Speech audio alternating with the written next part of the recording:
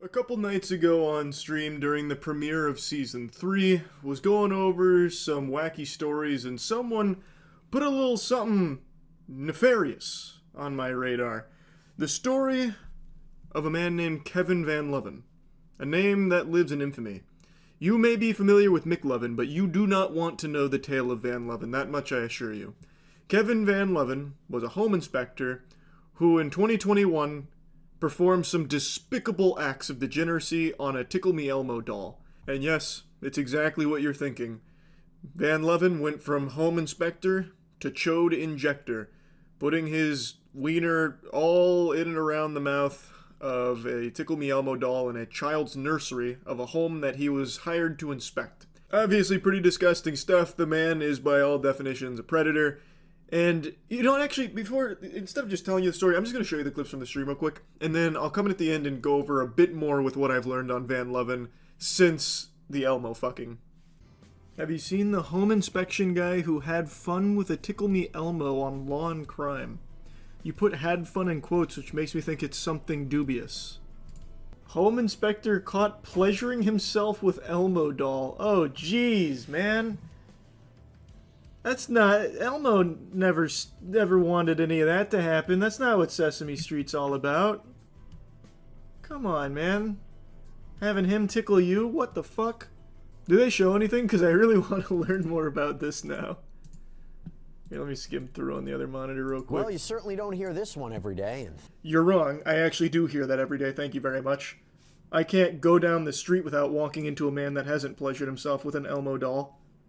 What a ridiculous assumption. It's like he's never heard of Tampa. Yeah, I think we're good. Alright, let's see. Why would he do such a thing? That's a good mugshot, too. This looks like an Elmo fucker. He's got some crazy hair. He's got, Christopher Lloyd in Food Fight hair. I can't remember the villain's name. Hold on, let me look him up real quick. Well, you certainly...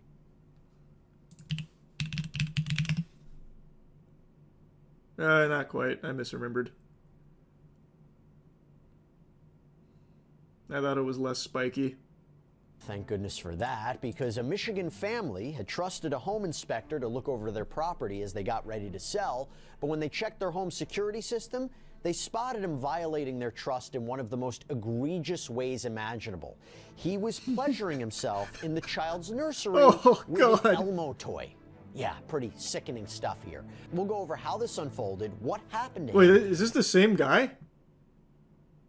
What they hit him with an age beam. Wow. Whoa. This is two different dudes sharing one body. How this could have escalated if he hadn't been caught. And I'm going to break it all down. This face says he'll do it again, too. Chris Hansen. Hide your Welcome to Elmos. Sidebar, presented by Law and Crime. I'm Jesse Weber.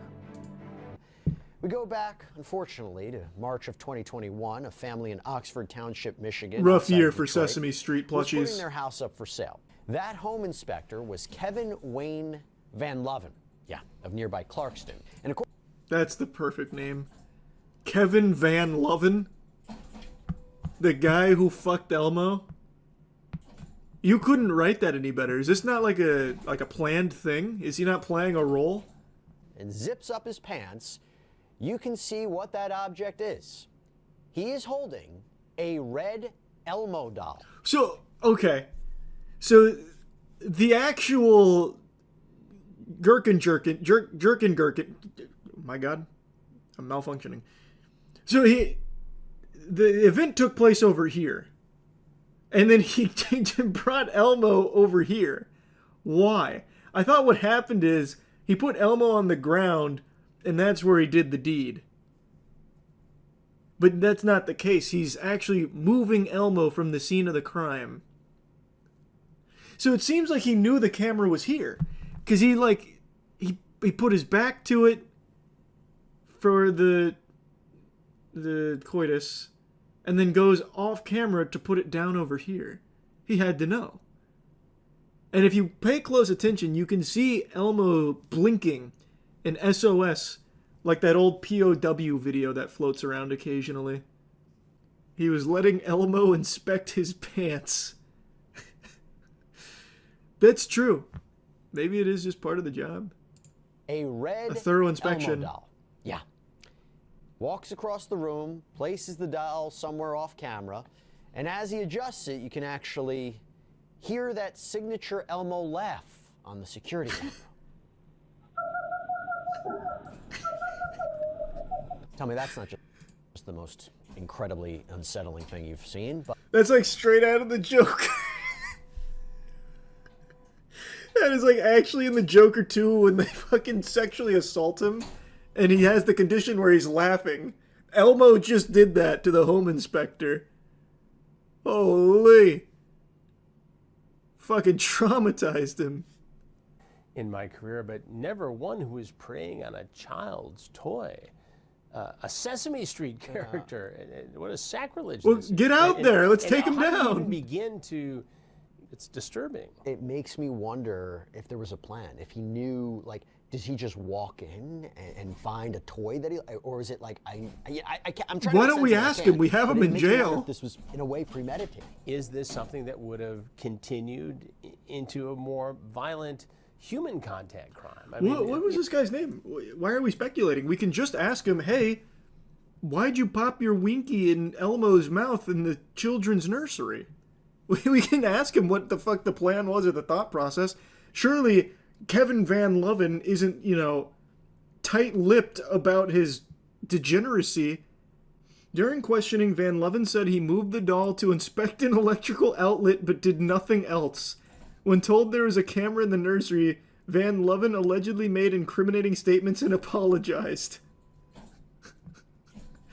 No, what? I was just moving Elmo. He was blocking an electrical outlet, so I had to fucking strangle him down there like Homer Simpson around Bart. And you guys just got it all wrong. Whoa, what is this? It says home inspector who committed unspeakable act with Tickle Me Elmo doll in children's bedroom is busted again. Did they let him out after the first Elmo outing? A perverted Michigan home inspector caught on camera pleasuring himself with Tickle Me Elmo has been busted for violating his probation. He was on probation? He was found guilty of aggravated indecent exposure and sentenced to 19 days behind bars in October 2022, following the unspeakable act. But he was convicted yet again in January 2024 for violating his probation. This should have been a very serious charge that they wouldn't just let him out on. And they make a good point. What if he had an STD and our son played with that? What if we just didn't know? We have a toddler and a newborn baby too. There's nothing worse than when someone comes into your home and you trust them to do a job and they do something like that in your child's bedroom. Yeah, for sure. If they didn't catch him, that Elmo doll just gets used. Like, the guy's a fucking predator. Like, why is he let out? Yeah, so he got 19 days and an 18-month probation. So the jury found him guilty on the indecent exposure, but they found him not guilty on the destruction of property, because there was a lack of DNA evidence on the doll. So because there was no bust, they had to adjust the charges. So he didn't get hit with the destruction of property, just the indecent exposure. And then he actually violated his probation last year, but I can't find any info on how he violated the probation. Maybe he found access to another doll's orifice somewhere in the world and got caught in the act again. I couldn't tell you. But he got let off pretty easy for the Elmo thing. I don't think it was taken super seriously, even though I think it's a pretty big deal. Because who's to say he hasn't done this before in other homes that he's inspected? He went to a child's room, a room that is actively being used by a child, and put his genitals all over one of their toys. And if that wasn't captured on camera, it would have never come to light, and that child would have used that toy, played with it, and who knows what could have happened. Like, it is absolutely revolting stuff. So I think he got let off really easy, and hopefully, now that he's violated that probation again, he won't get off easy again. So I just wanted to talk about this story a bit because it's a fucking wild one. That's really about it. So yeah. I find it so fascinating how often people just film their own crimes or post on Twitter about illegal activities that they're doing, and then it eventually comes back to haunt them where they lose their job or get arrested. It's just wild that so often people have this complete lack of self-control and inability to stop themselves from saying or doing dumb, stupid things on Twitter. Like, posting cringe on Twitter has cost more jobs than the invention of machines. And today I want to go over a disturbing new case of gross shit. This was something that went viral a few days ago, but I've only just now caught up on it. It's really gross, and I actually think that this is a deeper onion than most people realize. I think that this was all a manufactured marketing campaign conducted by a shameless degenerate in order to get OnlyFans subscribers. So, let's take it from the top. I'm sure if you were on Twitter a few days ago, you saw this post floating around. This little bit of eyeball poison was getting dunked on by everyone around the globe. And if people weren't shitting on it, they were shitting themselves out of just pure repulsion. So the post is talking about how they're coming out as trans canine and talking about how they've been with 6 dogs. So they celebrate fucking dogs, and they double down on this, triple down on it, and have made it their entire brand identity now. Like, this is now their online presence, is being the dog fucker. And they're very open about it, talking about it, and trying to make it like some kind of powerful movement about why fucking dogs is a great thing. Obviously, I'm on the side of common sense here. Animals can't consent to having sex. Thus, you're not even having sex with the animals, you're raping them. You're a dog raper. It's called bestiality, and it's a crime. It's illegal. It's not something to be celebrated or encouraged. Now, I think the person behind this knows it and was making this as a giant post that would hopefully gather a lot of hoopla and put eyes on their content. Because even prior to this post, they were dropping nude photos, lewd photos, and just talking like about trying to monetize their sexual content. And then after this post got so much steam, they made a statement saying that this had cost them their job, they now no longer have a way of making money, so in desperation, they're saying fuck it and starting an OnlyFans. When I'm pretty sure that was the entire plan from the get-go, and by having so many eyes on them from all of this spotlight that was shined there, they immediately got a giant head start. Like, they're way over 150,000 followers at this point, and I'm pretty sure that this was their intention from the get-go. They chose something that they knew most people would have a problem with. No one likes to see animals being abused, and no one likes to hear about animals being used as like sexual objects or sexual props for people in their content. It's like, that is beyond weird. So they are probably aware that by making that post, it would have gathered a lot of steam, which it did, and then they immediately went around with this narrative that they were fired. There's no way of knowing 100% for sure if they were fired. I take all of that with a grain of salt. And even the way they talk about it, like in that post they're saying they're going to sue everyone that got them fired, that just seems like a troll. That legitimately just seems like a weak, low-effort troll statement at the end there. There is evidence to suggest they may have actually lost their job from this, but even still, I don't think it's 100% confirmed as of this moment. Like, it just, to me, feels like this was all part of the plan. And you can also even see them, like, lean into it. If you go back a couple days before this blew up, they made this post about how OnlyFans models are the devil. You know, this is terrible stuff. Look, what kind of example are you setting for children, you godless heathens? And then only days later, turning around and dropping one of their own, OnlyFans is disgusting and you're going to hell for it, as they're signing up for an account. I could be wrong. This all could be done genuinely and wasn't meant as a marketing play for OnlyFans subscribers, but to me, that's just really what it feels like. It feels like someone that is very aware of what they're doing and trying to capitalize off outrage and being the villain. I've said this a million times, but on Twitter, since everyone has unlimited access to every unhinged thought and person imaginable across the globe, you will always find people that agree with you. No matter how outrageous the belief, you will always find supporters. And that's exactly what's happened here. They now do have legitimate supporters backing them and the dog fucking stuff from other equally deranged animal fuckers. It's pathetic, sad, and it's just really depressing that this is actually succeeding for them financially. Now, if I'm correct and this is all just revolting marketing for their OnlyFans, it doesn't make any of this justifiable, excusable, and it doesn't make the whole situation any better. But it would at least be nice knowing that the person behind all of this isn't actually a danger to animals around them and having sex with them, as well as other awful things that they've been talking about recently. Though I do think that there is a possibility that this is all true and they are actually out there harming animals, and they're just spitting in the face of anyone with any level of human decency, making posts like this saying that they'll buy a wolf pup with their first OnlyFans check, which is of course them not so subtly letting people know that they're going to be buying an animal for the sole purpose of having sex with it. They even mention that they're a size queen in reference to buying that wolf pup.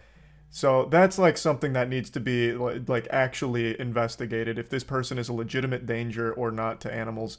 Now, if I may, I'd like to turn your attention to another piece of evidence that I've collected in this case, and I'd like to present it to the court. So this is Exhibit D here. This is a post from them today, which is now seeming to champion for incest, talking about how having sex with your cousin is fine, it's all good, it's normal, and it shouldn't be like stigmatized and this and that. So this reinforces to me the thought that the person behind all of this is someone who is just trying to choose the most disgusting stances possible in order to attract as many tomatoes being thrown at them, so that way hopefully they can then catch a couple of like mentally unwell stragglers that are agreeing with them and then signing up to the OnlyFans. That's what this whole thing seems to me. Of course, I could be wrong, and this really could be someone that really believes in fucking dogs as well as incest, because they go on and on to try and defend this whole cousin sexual relationship thing. It's more really gross, repulsive stuff. But I just really do think that this is all just supposed to drive traffic to their OnlyFans through outrage. But yeah, regardless, the whole thing is horrible, the person is horrible. So yeah, that's about it. So yeah. I learned about an extremely degenerate cop today that had a video surface with his behavior that's probably more embarrassing to the department than that cop that started going like G.I. Joe mode and just mag dumping after an acorn fell on his squad car. Officer Anthony Hare of the San Diego Pussy Department found himself in hot water after he was caught red-handed in the back seat with a female arrestee after she said she was down to fuck. So one can infer from the context here that they weren't back there playing any Magic the Gathering. They weren't having themselves a commander night. There was sin and semen that contaminated the vehicle. He laid down more than justice that night.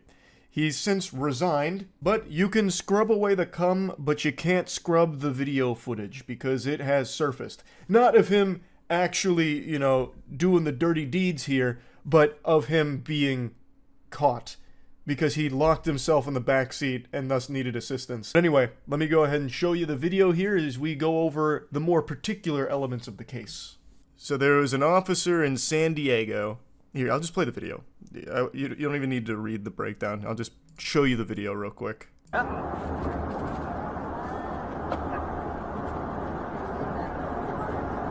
you're not.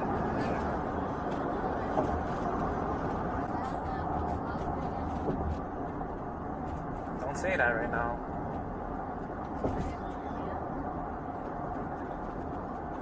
No, I said don't say that right now because everything's being recorded right now. So this opened my eyes to a problem that I talked about a lot. That cops have full control over when they can stop recording something. So he mentions right there, this woman's like, I'm super down to fuck. And Anthony, he's pitching a tent. He's like, oh.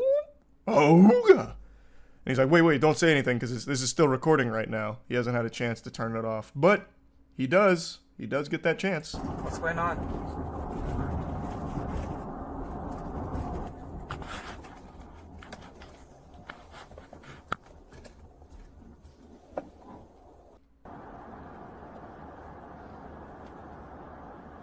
So then he takes her down here, and then they slam ham, and he gets locked in the back seat of the car. So he pulls over here. He and this woman, they do the hanky-panky in the back seat of the police cruiser, and Goober's stuck. So then another officer gets to the scene to free him.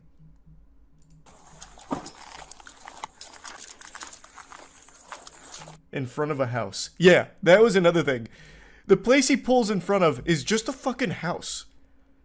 Like, imagine, like, you see the police car pull up, you're like, oh god, what's happening out here? And then you see this officer fucking in the back seat of the car here. Like, he didn't even go anywhere secluded or anything. He literally just slabs up in front of this house.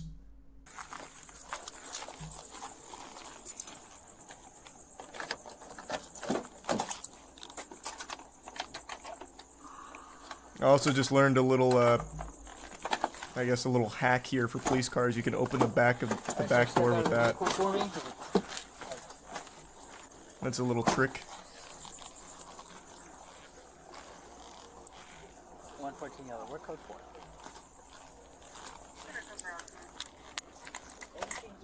Okay, hold on. Let me turn my camera off. Isn't that fucking awful? She's code 4? She's code 4. Okay. Yeah, let me turn this off real quick. Wait. Before you confess to all of the awful shit you just did right here, let me turn off my camera. So that way there's no evidence. You turned off your camera, right? Okay, good. Just making sure. That's so dumb. If you can just turn it off whenever, it's so fucking stupid. Typically it was like, oh, the camera malfunctioned, but here it's just like, wait, let me turn this off. Like, what's the point? No, he got fired. Or resigned or whatever. His claim is that he was just checking on her and that everything went wrong. You can see him like saying like, everything just went wrong.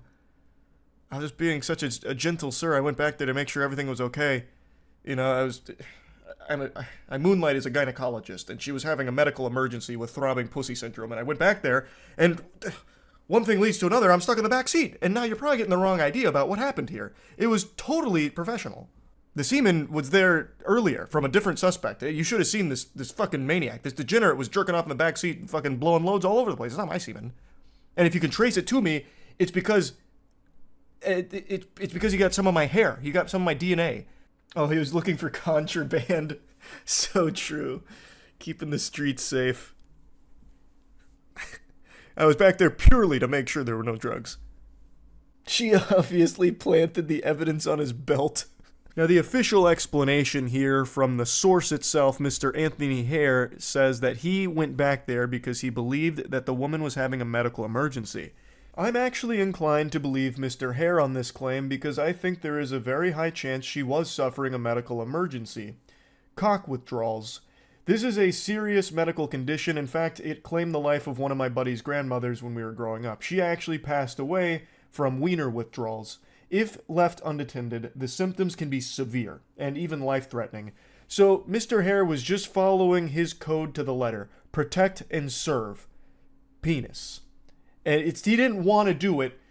Brother is a hero. He shouldn't be forced to resign over a misunderstanding. He should have been given the key to the city, I'd say. This whole thing is a classic example of it's not what it looks like, you know. He did what he had to do in the moment. And then, if we go back to the explanation, it all makes perfect sense. When he was getting out of the car, it accidentally knocked his body camera off, which is just a pure coincidence that the body camera, went dark after she had made the statement about being down to have sex and after him mentioning that the body camera was recording things. It's just really just unfortunate timing that he happened to have knocked the body camera off and it went dark right after those things had been said. But it could happen to anybody. According to the other officer, Mr. Hare was pretty embarrassed, refusing to elaborate on exactly what was happening and why he needed him out there and why he was asking about like a master key to the vehicle and stuff like that. And the woman was also, interviewed by investigators, and she claimed that he had asked for her number and to meet up when she was released from jail, saying he wanted to get with me when I was done with the warrant or whatever I got arrested for. She told investigators there was never any sexual contact between her and Mr. Hare. Really? You sure about that? What happened? Was there ejaculation showers that night? Why did he have cum on him? Where was that? Did someone like drive by and like throw in a cum potion? Like how did that happen if there was no sexual contact? But who am I to question the official story, I suppose? One thing I would like to see a little bit more elaboration on is why the officer who showed up told him to stop talking so he could turn off his body cam and they continue the conversation. That's a little weird, right? If it was all just like a big misunderstanding, wouldn't you want that on record so you could clear up all of the misconceptions about it? That just seems a little suspicious. I just think it's super dumb that at any point in time an officer can just turn off their body cam and that doesn't lead to a lot of questions about why. I don't know, that just rubs me the wrong way. Kind of defeats the whole purpose of it, really. I wonder how often this happens. Probably more often than you'd think, I would guess. You remember, I actually made a video on this one like a year ago. There was a cop who slabbed up in front of a school I think it was a high school, and had a woman come into his police cruiser so they could fucking clap cheeks, so that way they could steam ham together in the back seat of his police cruiser in front of the school, and then he would kick her out. So they were like having an affair, and they do it in front of a school. So it probably happens a lot. In general, is it illegal to have sex in a car? That's a really good question. I'm gonna Google it. Because I think it would count as like public indecency or something, right? Wouldn't it, if you got caught? But like you can have sex in a car in your garage or something. Like if it's on private property and not in public. Like I think you just have to be out of view of the public. Generally, it is illegal to have sex in public if a reasonable person believes that someone will see them. Therefore, if you do not have reasonable expectation of privacy and you decide to have sex in your car, you could be brought up on criminal charges. Yeah. So you can if it's not in public view. So somewhere private. Which makes sense. Makes membership pricky. Though I like the idea that there's just a blanket illegality to it. Like having sex in a car will have you in jail no matter where you do it. So like you park your car in your garage, you fuck your wife or whatever, and then all of a sudden the sirens are blaring like, get the fuck out! Get off the ground! We know what you just did here! You're going to the slammer! Having sex in a car! Have you no decency? If you fuck in your car in the garage, do you leave it running? Educational question. I guess it depends on how long you last.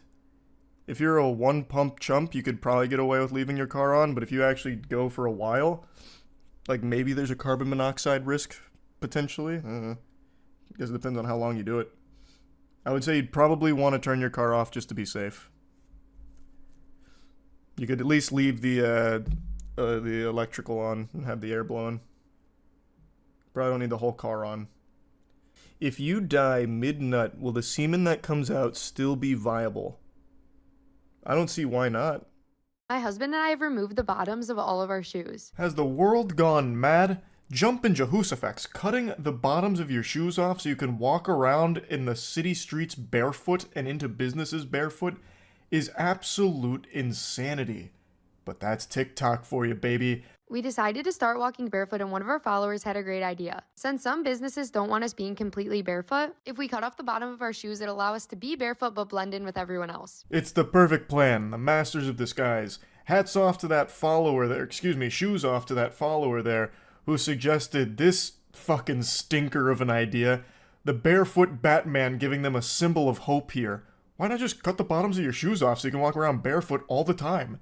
I bet they said it as a joke because it's the most outlandish suggestion they could think of, and these goobers bought into it hook, line, and sinker. No one will ever know that you're actually barefoot underneath the skeleton of your shoes. So put that in your pipe and smoke it, big business.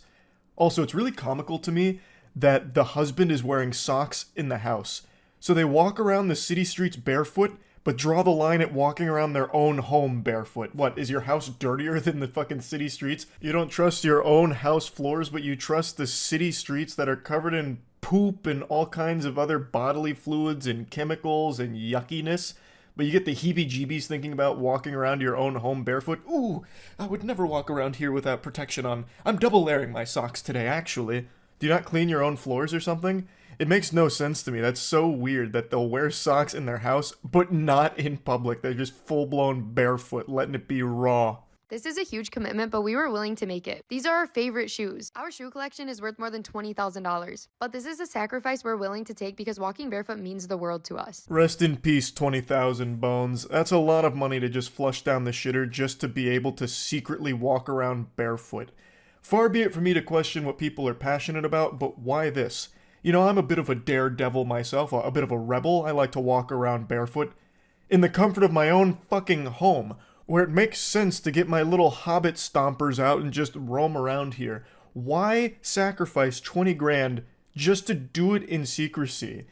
Like, you can't just wear shoes for a little bit. You have to be barefoot all the time. It's almost like a fetish at that point, it feels like. They can't help themselves.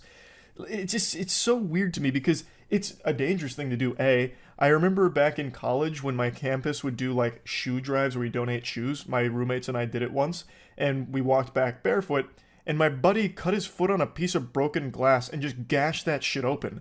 Now, amplify that danger times 20x because you're just walking around the city streets barefoot.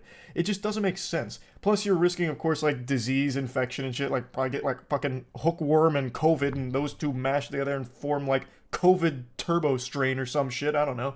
It just doesn't. It doesn't compute. You can't just wear shoes for a little while. You have to just ruin 20 grand worth of shoes to be barefoot secretly because businesses don't want you barefoot inside there, which is a totally reasonable thing to not want because it's gross. The benefits of walking barefoot are priceless, so now our shoes are worth more than money could ever be. So today we got to work and started removing the bottoms. The benefits of walking around barefoot, huh? That had me scratching at my chinny chin chin, so I did a little research. There are some stated benefits of walking around barefoot.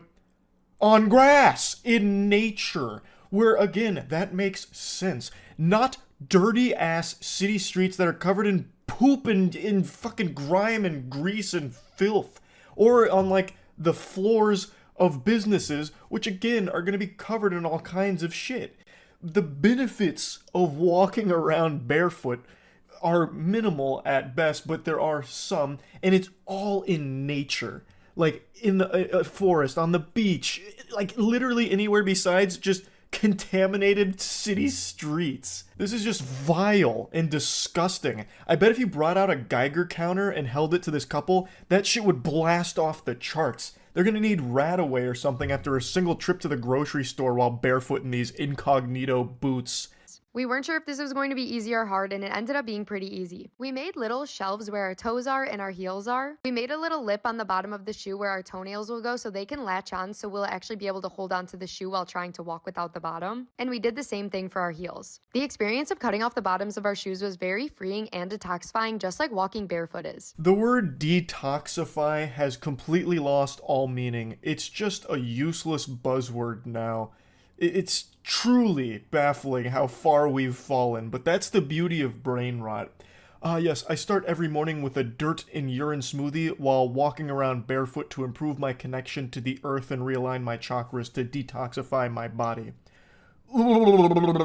Absolute lunacy. You're not detoxifying anything by walking around dirty-ass city streets barefoot. You are actively toxifying yourself. If anything, there's all kinds of sewage and shit that spills onto the pavement that you're now just barefoot raw dogging.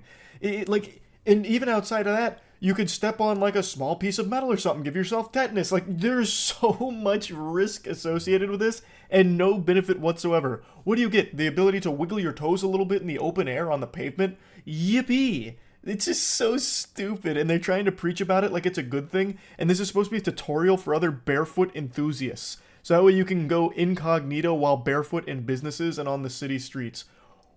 Who would want that? Why? So after we cut the bottoms off, we decided to try it out. So we went to our favorite store, Sephora, and as you know, they don't really like us in here without shoes. I needed to grab a few things for a trip we're going on. The experience was absolutely perfect. I love the dichotomy between we walk around barefoot because it's good to detoxify and it's freeing and whatever, and then going right into Sephora, which has more chemicals than the goddamn plant Homer Simpson works at. Of course, I have no problem with Sephora whatsoever, but I just really would have thought a couple like this that's so desperate to be barefoot that they'll destroy a $20,000 shoe collection just to cut out the soles so they can be barefoot on the grossest surfaces possible would be really apprehensive about going to a store like Sephora, which has like a lot of really unnatural ingredients in a lot of their products. So it was just weird to me. And it starts to make me wonder if this is all just performative. Like, I feel as though there's a chance they don't actually walk around barefoot ever, and this was just for the sake of being quirky and unique on TikTok. And that's also helped by the fact that the dude was wearing socks in his house. If they really loved their bare tootsies out all the time, I bet he probably wouldn't even fucking own socks, let alone wear them in his own house. So I'm starting to think that they're just lying here and this is all just fake, but I'm not entirely sure. Either way, though, it's fucking gross. The workers came up to us, they talked to us, they even complimented our shoes. I definitely recommend this if you're trying to go incognito barefoot. It's the perfect way to get all the benefits of going barefoot, but also have no one know. It's also the perfect way to contract the disease if you're looking for a speedrun percentage, because I'm guaranteeing you're going to pick something up along the way here for this journey. What a great tutorial and what a wonderful lesson. I also love how effective this is. Just look at how top secret this is. as her entire foot pokes out the side of this destroyed shoe casing. The corpse of that shoe is just hanging on by a thread here as her whole foot is exposed. I'm sure nobody knew. I'm sure they were completely in the dark. Of course, the workers, I would imagine, probably saw this, especially because the sound their feet would be making, slapping against the floor. Like, that's not the sound shoes make. I have no doubt they knew, but they probably just didn't want to deal with the headache of confronting people like this about it. Like, hey, excuse me, why are your dogs out underneath these shoes? We really would prefer if you came back later with shoes on. Can you please leave the store? They probably just didn't want to get into any kind of argument with people like this, so they just let it slide and were praying that they'd be in and out quickly for their stupid TikTok video. But yeah, I just wanted to talk about this a little bit because it was a wacky little thing that popped off on Twitter today. That's about it. So yeah. This is a video I probably should have made 2 years ago, but the person it's about is a parasite who thrives off of attention and controversy. He himself comes forward and says he only does these things so people will make videos about him. His name is penguinz0. He's the oh yeah yeah guy. It's the only thing he's ever done. It's the 15 minutes of fame that he continues to milk the very dry titties of to this day to command a troop of 13-year-olds to harass, dox, threaten, and do all kinds of deplorable shit to other people online from all sizes. People that have 2 viewers on Twitch to big streamers to big content creators. He does some absolutely degenerate shit, and I truly think he is one of the most vile, foulest people to ever use the platform and abuse the power that he found online. I was never a fan of his content, but I never really had a problem with him as a person. It wasn't my cup of cum, but I didn't care.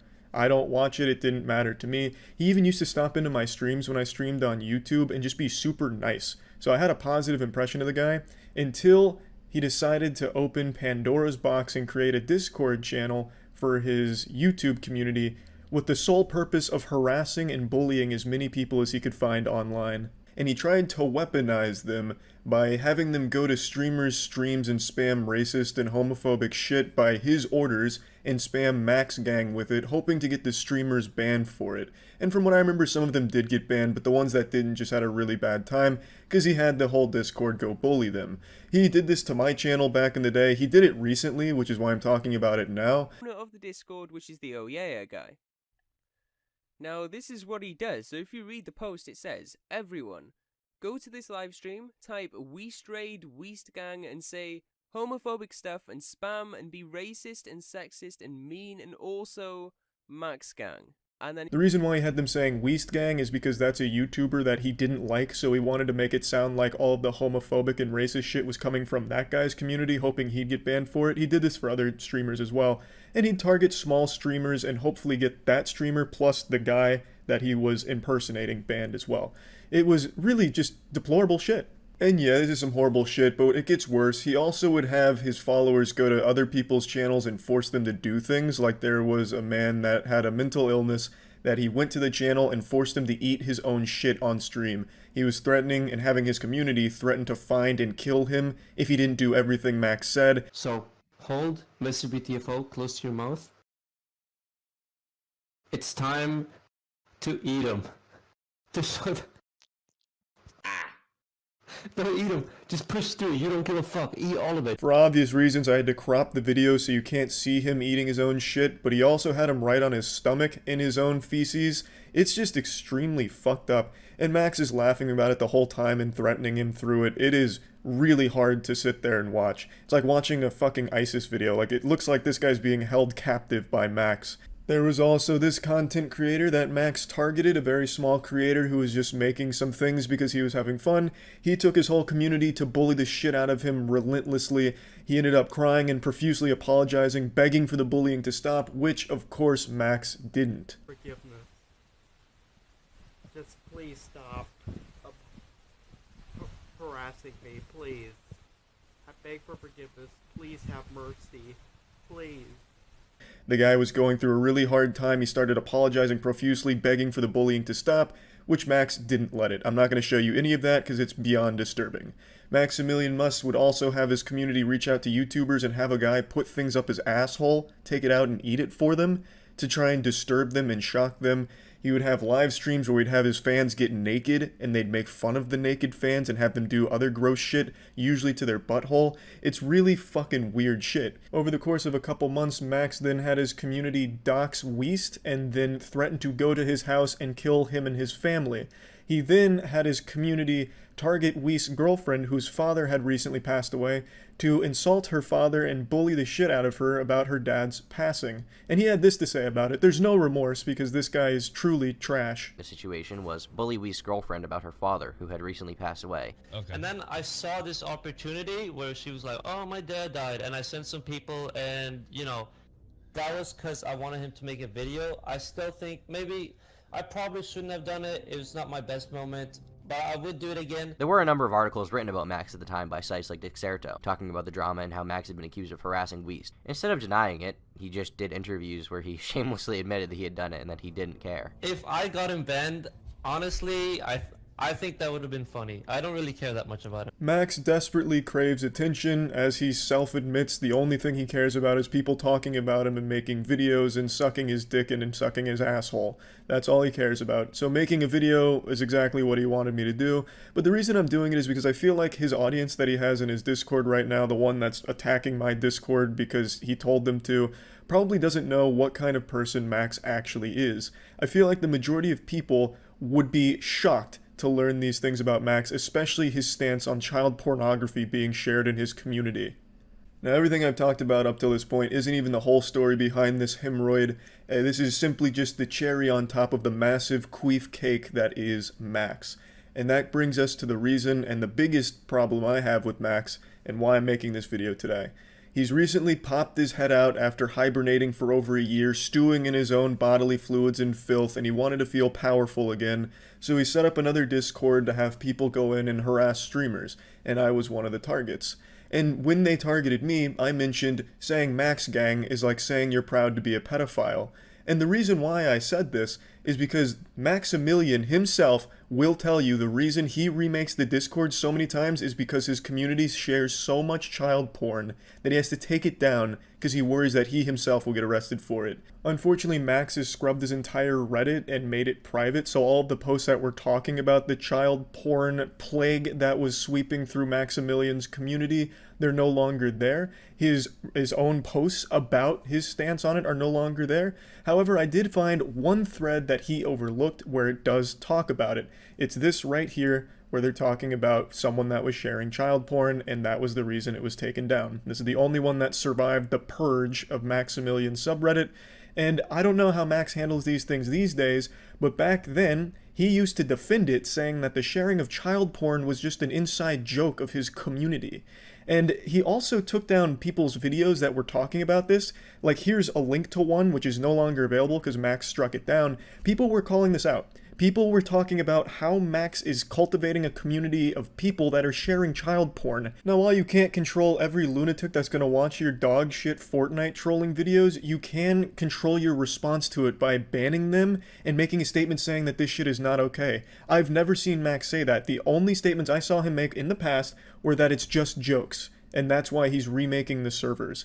That's beyond fucked up, Max. It's an actual fucking felony. You can't just say, oh, no. You see, the child porn, it was just a goof. It was just for laughs, you know? Just, why aren't you laughing? Now, maybe Max handles these things totally different these days. Maybe he's went on a full soul-searching journey, locked himself in a sensory deprivation tank for a full year to find himself, and he realizes that the sharing of child porn isn't just hearty giggles and that it's wrong. Perhaps, though it doesn't seem like he's any different than he used to be 2 years ago, considering he is still making these Discords and having his community harass people and do deplorable things on his behalf. And he still makes weird jokes about himself being a pedophile. Like, here's what he said in his Discord after I said what I said on stream. Like, what the fuck is this, Max? Classic side-splitting comedy from Max. Ha ha ha. Yeah, you're a pedophile. Ha ha ha ha. Good one, Max. So yeah, this is the Max that I knew, which is why I said those things about his community. Now, I do want to apologize because I shouldn't have made it a full blanket, because I know for 100% fact there's a lot of people in his Discord and in his community that don't know these things about Max, and I don't think they would feel comfortable supporting someone that thinks child pornography is just a joke in his following. That doesn't strike me as something many people agree with.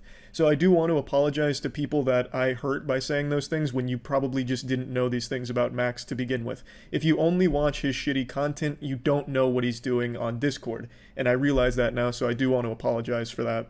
However, if the community has to be remade over 50 times on Discord because child porn keeps getting shared, wouldn't you say there's a problem with that? I mean, you probably wouldn't, Max, because you used to defend it saying that it's just jokes, but most sane people would probably say that there's a big issue. But anyway, I just wanted to share some of these. This isn't everything. He's been doing this for years on a private Discord that he only allows X amount of people in for like an hour, and then he shuts it all off. He doesn't do any of this on YouTube. He doesn't do any of this publicly because he knows how fucked up it is. And I do want to again apologize to people that didn't know about these things and just think I was insulting them. I understand that not everyone was aware of these things about Max. There's a lot more, but it'd be like an hour-long video to go through all of it. So just understand that I didn't mean it personally towards people that didn't know this dark side of Max, where he's a Sith Lord of actual degeneracy. But yeah, anyway, that's about it. See ya. Have you ever watched something, seen it with your own peepers, and then we're still told that what you saw isn't real? That's not true? And I'm not talking like a magic trick where you're talking about like, wow, I watched a magician make a toothpick vanish from his thumb. I couldn't believe it. Like, I'm not talking about something like that where there's wiggle room where it was an illusion or something, or swamp gas reflecting off of a blimp or something to explain alien UFOs or whatever. Like, I'm not talking anything like, you know, messy. I'm talking about when you witness something that is so clear-cut that there's no further context or anything that could change the understanding of what happened, and yet there's still people that are defending it as, nope, that's a lie. Because this deplorable lunacy is unfolding right now. The FIFA World Cup Women's Championship just concluded, and during the awards given out to the winners, the Royal Spanish Football Federation president Luis Rubiales grabbed one of the players' heads and gave the wettest, most sloppy, disgusting, revolting, unwanted kiss that's ever been televised. And it is, you can see the whole thing. It's a 5-second clip. All of it fits in 5 seconds. Every bit of context and everything. And you can see the kiss. It's clear as day. It's 4K footage. You know, this is the FIFA World Cup, so it's also probably got 360-degree coverage. You could probably watch this from 60,000 different angles. And yet, Luis Rubiales and his team of defense drones, fucking soulless husks, vampires that represent him, are claiming that it's actually all a lie. This is all just a bunch of baloney. This hoo-ha, this hooey, this nothing burger.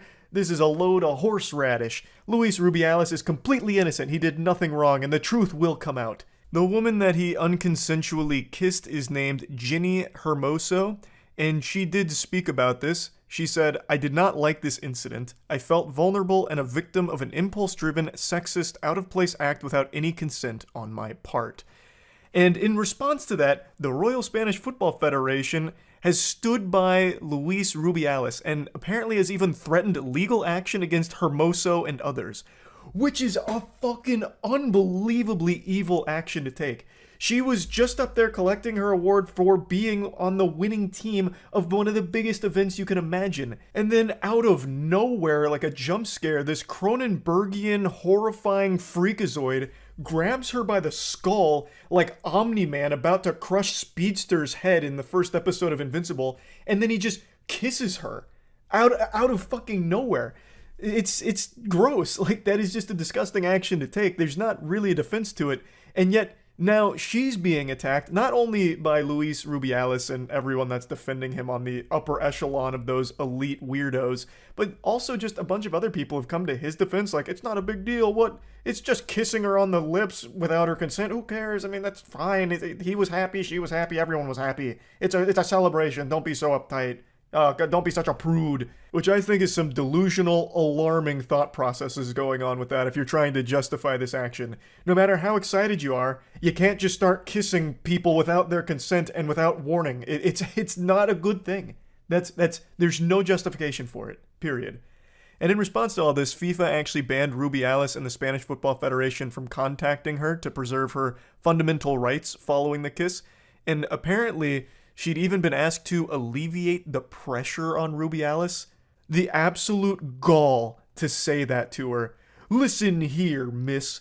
You've created a lot of problems for Luis Rubiales. You forced him to kiss you on the lips. You were sending all kinds of signals that he picked up on, and you basically ripped the tongue out of his mouth and shoved it down your throat on the big stage. This is your fault, and it's up to you to fix this. It's fucking craziness. Holy shit. Now, obviously, she's very upset about this situation, and everyone else is as well. So there have been some resignations until proper action is taken, because right now he's getting a slap on the wrist.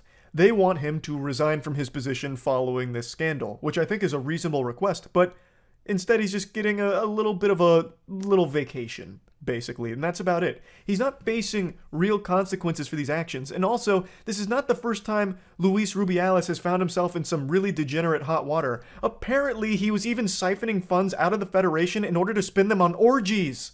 This is a sexual deviant. This is a fucking bad person, and yet he still has this incredibly high position of power. It's mind-blowing.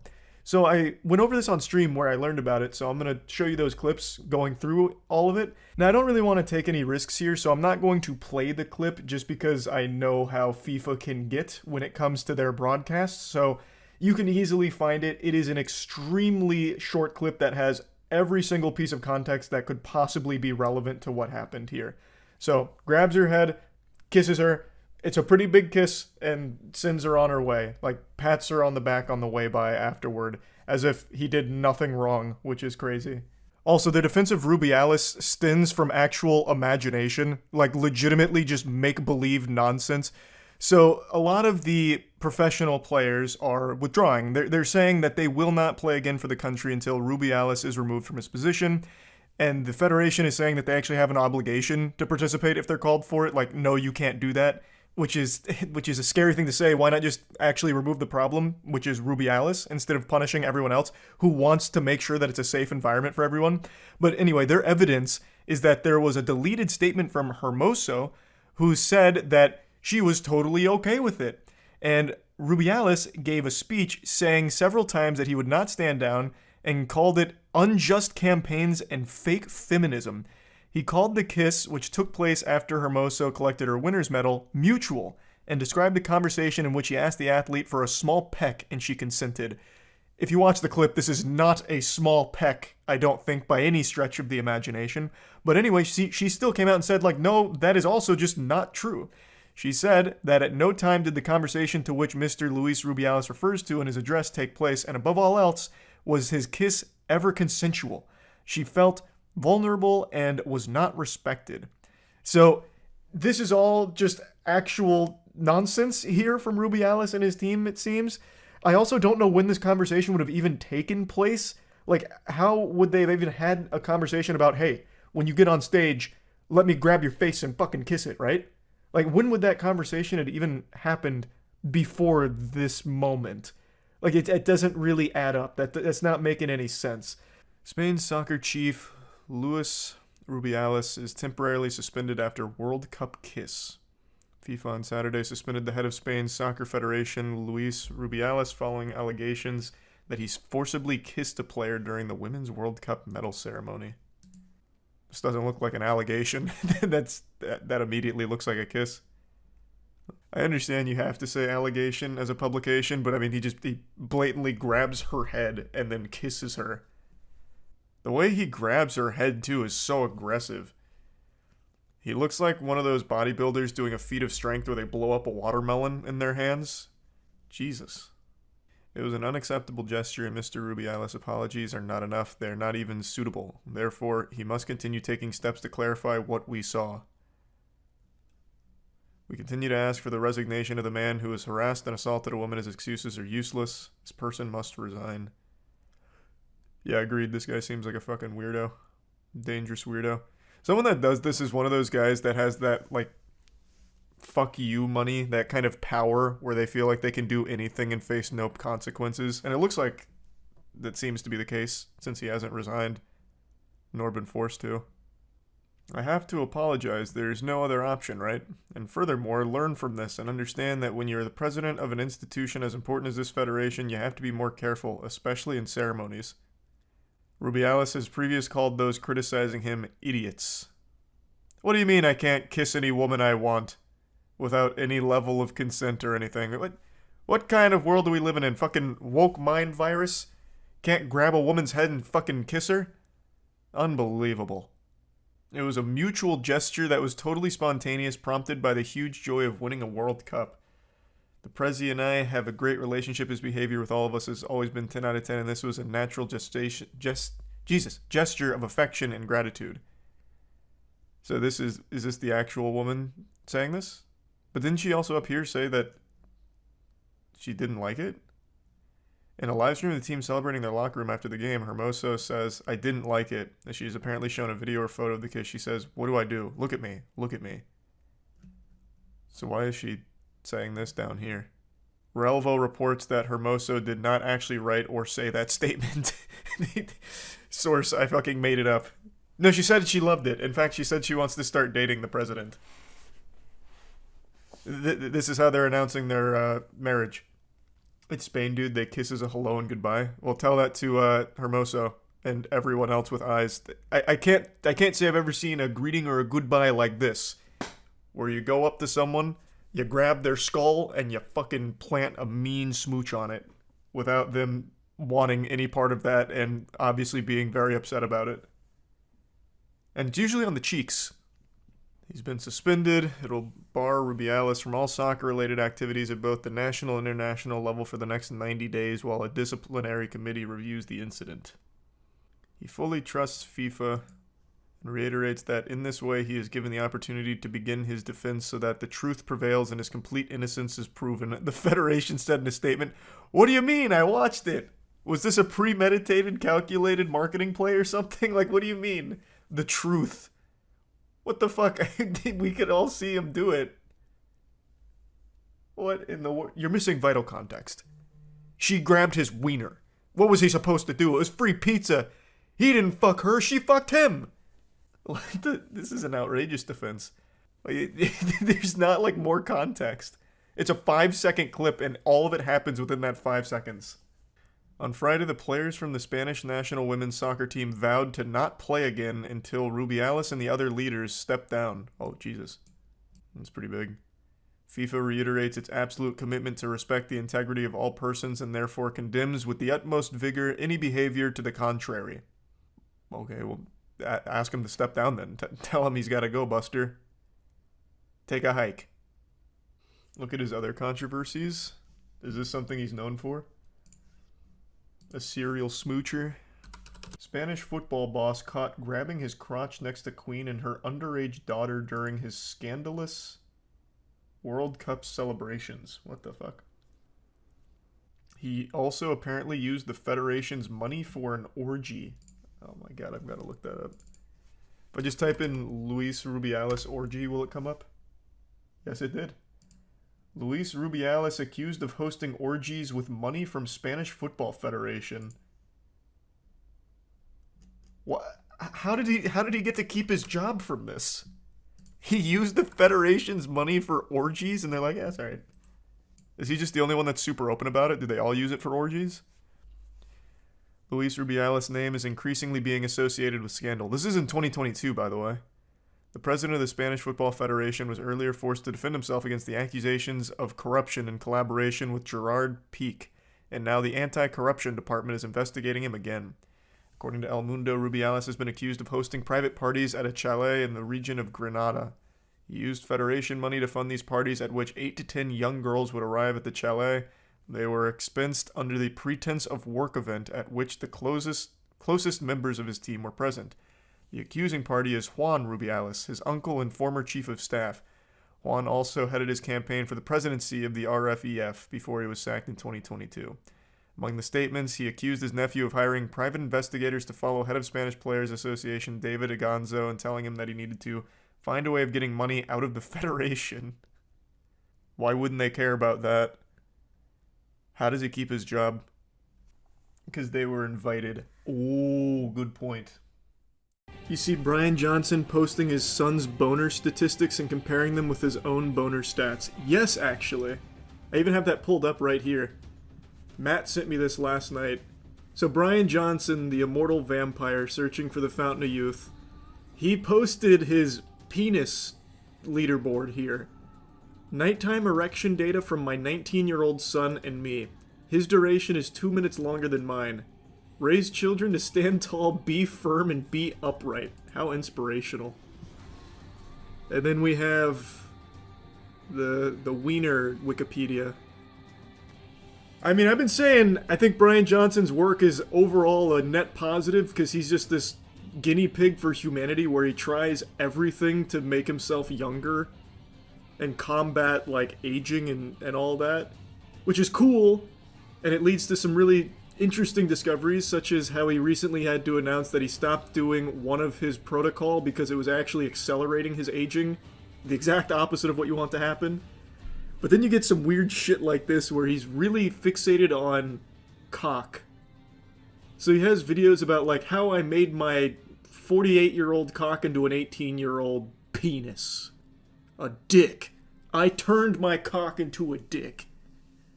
And I'm usually just kind of, you know, lukewarm on that. You know, that's not vital research, I don't think. And then this came out a couple days ago. Also weird. Does not having high enough stats in your penis mean you'll die quicker? I don't know. I don't really know what it means. Oh, I mean, I know what it means in the context of the genitals, but I don't know what it means in his overall quest for eternal youth. So we have number of erection episodes, 5, which I didn't know you were getting 5 erections per night. I thought it was just like 1 erection sometimes, and if you're really unlucky, you get a nocturnal emission where you wake up with cum on you. I didn't realize that this happens so much. That's gotta be miserable for people that, like, toss and turn in their sleep, right? That'd be painful. That'd be very painful. But very competitive stats. How would you even log this? You might have a special mattress that can measure the amounts of erection per night. I also don't know how you quantify erection quality. Jarvis, activate erection analysis. I see, sir. Very well. 94% quality on all 5 of your erection episodes last night. Extraordinary work, sir. Rookie numbers. True. Not even 100% quality. This feels like I'm checking my credit score, except it's far more important. This is invaluable research. If he gets to 100, does he get to use his alt?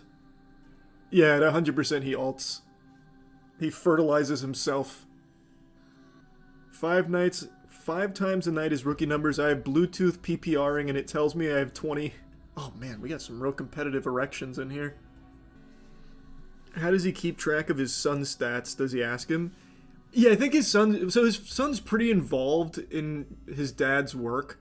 Like, you might remember they had that intergenerational plasma exchange where he took his son's plasma and then he gave his plasma to his dad. So they did like this plasma bake swap, basically. Do they sleep in pods? Like an MRI machine with the Pinor camera? No, so he's shown his setup. He sleeps in just a normal bed. So I don't really get how it measures his Winky episodes. I don't know. Yeah, I don't know, Vikesh, I couldn't tell you. He eventually eats his son for young proteins. Yeah, like Kronos. Oh man, that'd be nuts. No, I think this is the only stat that he posted. I'll double check. The only nighttime erection stats that he posted. Yep, this is all he posted on it. From out of nowhere, Brian Johnson just drops the boner stats and then nothing else. He didn't follow it up or anything. Oh, actually, interestingly enough, 4 hours ago he posted this. What a throwback. Bobby Althoff. I haven't seen her in a long time. I can already imagine this interview was amazing. Bobby, have you ever heard of nighttime erections? I measure them. In fact, I'm one of the top scorers of nighttime erections with a 94% quality. Over 184-minute duration as well. What are your stats? I mean, I'd measure it if I knew how. I'd get whatever Amazon gadget or Temu device that you need to measure nighttime erections. I'd do it. I'd be very curious to see how active my winky is when I'm sleeping. Especially when I'm having those dreams about playing Marvel Rivals. I bet my cock is going crazy like a joystick. It's made by Atom Health. What is the device to measure this? Oh, here. Atom Health Sensor. It's the world's first erection health tracker. I see.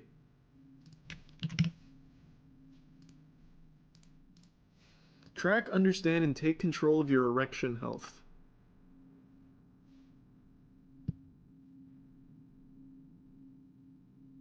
Due to overwhelming demand, the Atom Sensor is currently on a waiting list. How many feet? What?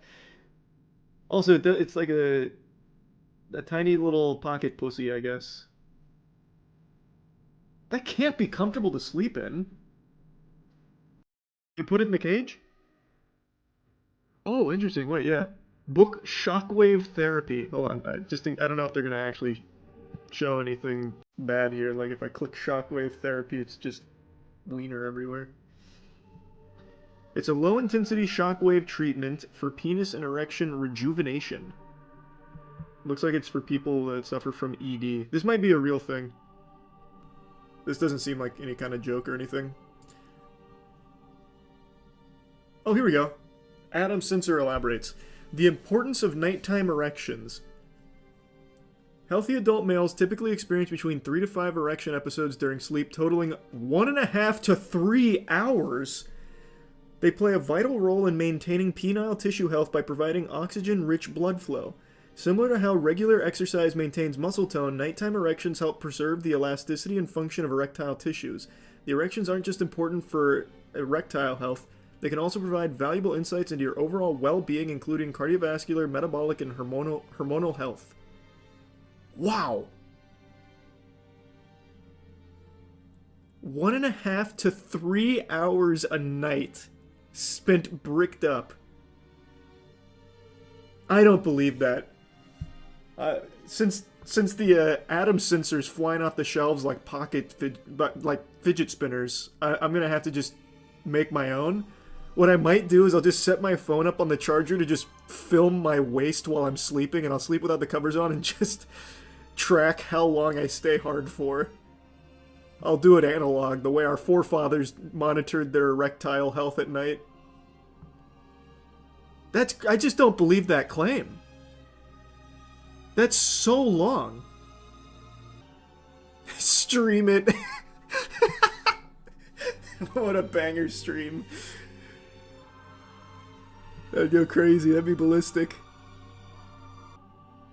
Are you gonna buy the Atom Sensor? First thing I'm gonna do is I'm gonna just film myself sleeping and see how long I stay hard for. Because that's something I can just do tonight. That'll be very interesting data. What if you sleep face down or away from the camera? Well, I don't sleep face down. I'm not a stomach sleeper. And I usually don't, like, side sleep all that often either. I should be fine. I'll try and stay, like, perfectly neutral on my back, so that way you'll know. There'll be no guesswork. But how are you gonna measure the erection quality? I'll just eyeball it. If it looks like a strong meat stick, I'll say that's a 90% at least. Yeah, no, it's a real tweet. It's not like a joke or anything. It's pretty crazy. Are you wearing undies or going commando? No, I'll be wearing pants.